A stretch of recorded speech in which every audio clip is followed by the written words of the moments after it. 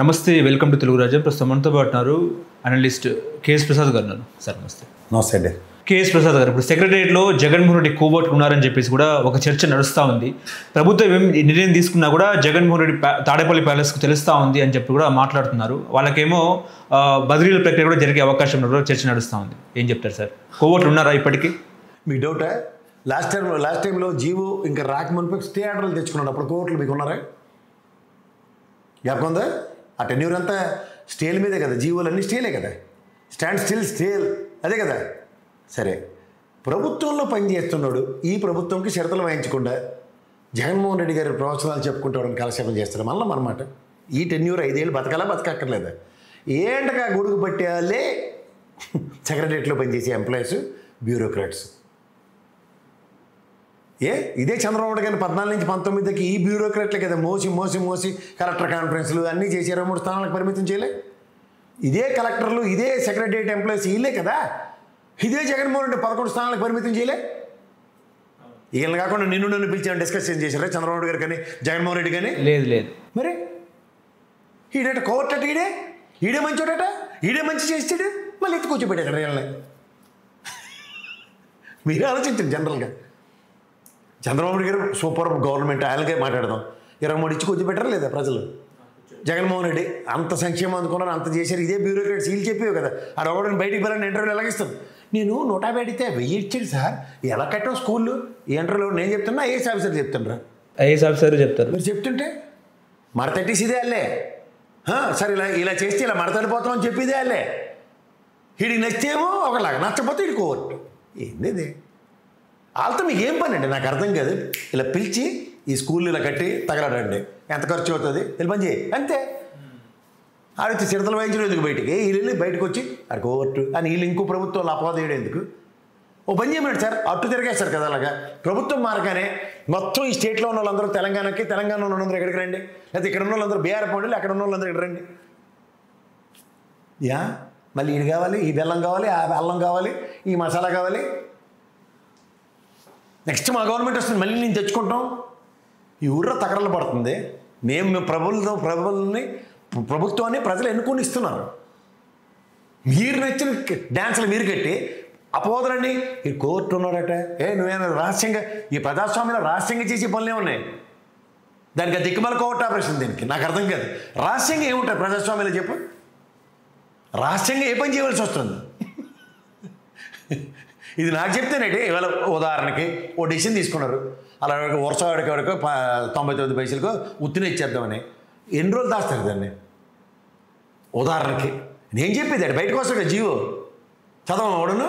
నీకైతే జీవో అక్కర్లే, మీ కెమెరామెన్కైతే జీవోతో సంబంధం లే, నువ్వు జర్నలిస్ట్ చదువుతావు కదా.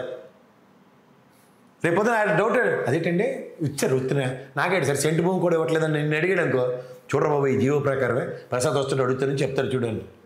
ఇది ఇందులో తగరాలు పడవలసింది ఏముంది? ఇది వెళ్ళి జగన్మోహన్ రెడ్డికి వరుసవాడికి ఇచ్చారట. ఎవడికి? అలా కరేడ్లో రైతులు ధర్నా రోడ్డు మీద చూస్తుంటే జగన్మోహన్ రెడ్డి సంఘీభావం ఇస్తారట. పాదయాత్ర చేసినప్పుడు మీరే కదా పొలిట్ బ్యూరో మెంబర్లు అందరూ కూర్చొని ఏం ఎఫెక్ట్ ఉండదు. నెక్స్ట్ గవర్నమెంట్ మాదే అంటే రాజశేఖర్ మడతెట్టేసాడు, జగన్మోహన్ రెడ్డి మడతెట్టేసాడు. అన్నిటికన్నీ మీరే డెసిషన్, కంక్లూజన్లు మీదే ఉండి ఇందులో కోర్టులు ఎవరు? ఇంటెలిజెన్స్ వాళ్ళు చెప్తారు సార్, అలా పెరిగి వస్తుంటారు సార్ ఆయనకి జనాలు, మా సైడ్ రెస్పాన్స్ ఉంది సార్. అప్పుడు ఇష్టమే, మడతడిపోయిన తర్వాత కూడా ఇష్టమే. ఎవడు ఇందులో కోర్టులు ఉన్నారా? జగన్ మనుషులు ఉన్నారా? మళ్ళీ మనమాట సార్. 5 సంవత్సరాలు ముఖ్యమంత్రి చేసినాడు. ఎవడైనా ఐఏఎస్ ఆఫీసర్లు డెరాడూన్ వెళ్ళి నేను ఈయన తీసుకొచ్చి ఇక్కడ పెట్టుకున్నాను అన్నది ఎవరికైనా జరుగుతుందా? ఇదే చంద్రబాబు గారు 14 సంవత్సరాలు, ఇప్పుడు 15 కంప్లీట్ అయ్యాయి. ఎంతమంది ఐఏఎస్ ఆఫీసర్లు తెచ్చాను ఎత్తికెట్టుకున్నాడు చెప్పమనండి? అవుతుంది? అడగండి సరే. అవుతుందని చెప్పమనండి, మేము మాట్లాడుతుంది, దాని మీద బాగా మాడవచ్చు. ఎవరికైనా ఒక చిన్న కులం ఎడ్జ్ ఉంటుంది, ఉంటుందా? ఎవరికైనా ఒక అడ్మినిస్ట్రేషన్ నీ దగ్గర, నేను మా పాత బాస్ సూపర్ సార్ అని మీరు చెప్పరు? ఎగ్జాంపుల్ చెప్తున్నా. ఇప్పుడు కొత్త బాస్కి పాత బాస్కి కంపేర్ చేస్తారా చేయరా? మీరు చేస్తాం సార్. అదే జరుగుతుంది వ్యవస్థలో. 10 ఇయర్లో నాకు బాగుండేది, మంచి పోస్టింగ్ పడింది, బాధన్నాం బాగుంది అని. మరి ఏవి వెంకటేశ్వర జగన్మోహన్ రెడ్డి గారు నాన్న రాజశేఖర రెడ్డి ఉన్నప్పుడు కడప కూడా చేసేది కదా. మరే అప్పుడు ఇష్టమే, ఇప్పుడు కష్టం. ఇవన్నీ మాట్లాడవలసిన విషయాలు చాలా ఉంటాయి. అంచేత అవసరార్థం అనుగుణంగా వాళ్ళకి కావాల్సినట్టు వాళ్ళు మలుచుకుని చేసే చుచుంబరి రాజకీయాలు దయించి పక్కన పెట్టి వ్యవస్థని వ్యవస్థగా గుర్తించండి, వ్యవస్థ పనిచేయనివ్వండి. నువ్వు ఇచ్చి టాస్క్ డిప్లాయ్ చేసి తర్వాత వాడు పని చేసేవాడు. వాడి దగ్గర నుంచి ఇవన్నీ you don't know how to extract అన్నప్పుడు ఎక్కడుంది అంటే సెక్యూరిటీ ల్యాబ్స్ని కోర్టు ఉన్నాడు, ఈ ఇన్ఫర్మేషన్ బయటకు వేస్తున్నాడంటే ఇది కోర్టు ఉన్నాడన్న విషయం ముందు ఎలా తెలిసింది? గతంలో కోర్టు ఆపరేషన్లు ఏమైనా చేశారా? ప్రభుత్వ నిర్ణయాలు ఎప్పటికప్పుడు జగన్మోహన్ రెడ్డికి ఎట్లా తెలుస్తున్నాయి, ఆయన ఎట్లా ట్వీట్ చేస్తున్నారు? ప్రభుత్వం అనేది ప్రజాప్రభుత్వం లేకపోతే గూఢచార వ్యవస్థ ఉందా? ప్రభుత్వ నిర్ణయాలు ప్రజలకు ఆమోదయోగ్యంగా ఉన్న వాటిల్లో ఇవాళ ప్రజల్లో కూడా జగన్మోహన్ రెడ్డే కదా. తెలిసి వచ్చిన వాటం ఏంటి? ఎందుకు తెలియకూడదు చెప్పండి సార్.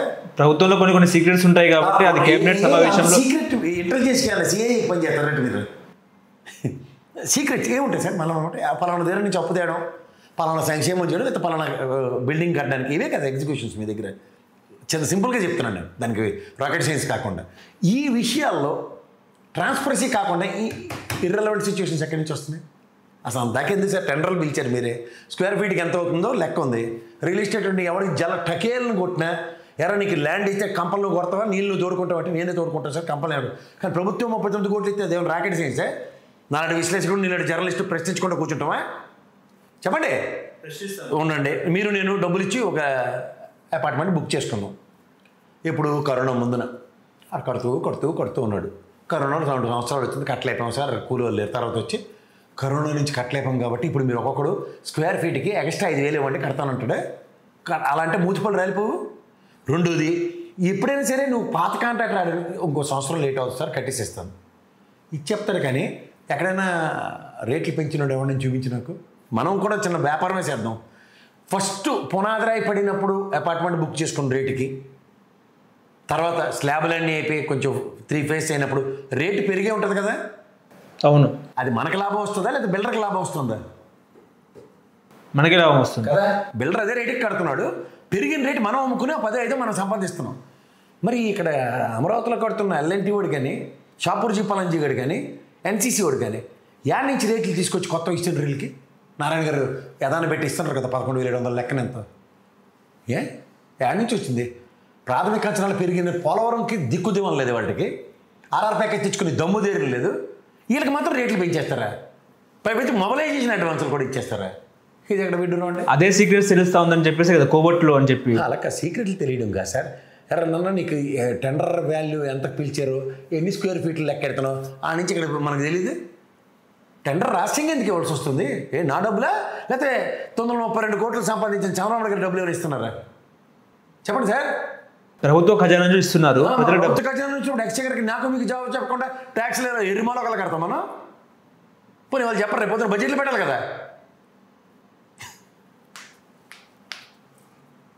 ఇది ఎలా తయారైందంటే సార్, వ్యవస్థ మనకు అనుగుణంగా పనిచేస్తుందా లేదా అన్న దాని మీద ఈ రాజకీయ నాయకులు రాజకీయ చట్టంలో దాన్ని బిగించేస్తే ఇందులో ఎవరికి జవాబుదారీతనం అక్కర్లేదు అనుకున్న ప్రాతిపదిక ముందుకు వెళ్ళిపోదాం అనుకుంటే వెళ్ళిపోండి, ఏం పర్లేదు.